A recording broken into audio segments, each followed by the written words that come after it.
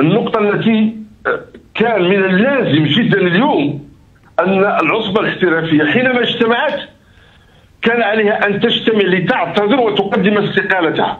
نعم. اليوم ما عندي مثل القرارات ديالك. أنا لم أعد كفاعل رياضي، ليست لدي الثقة فيك الآن.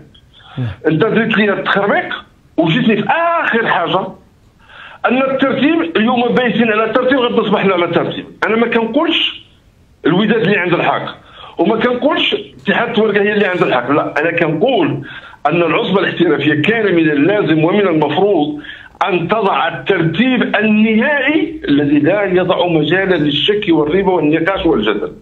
اليوم العصبه الاحترافيه بهذه الاخطاء اللي تحملت المسؤوليه ديال التحكيم، بالاخطاء الفادحه ديال التحكيم، باللخبطه في البرمجه، بهذا الترتيب الغير لخبطه اخرى ايضا في الترتيب، انا نقول راه هي السبب المباشر الان في الاصطدامات، في الصراعات، في التطاحنات اللي كاينه بين الجماهير المغربيه.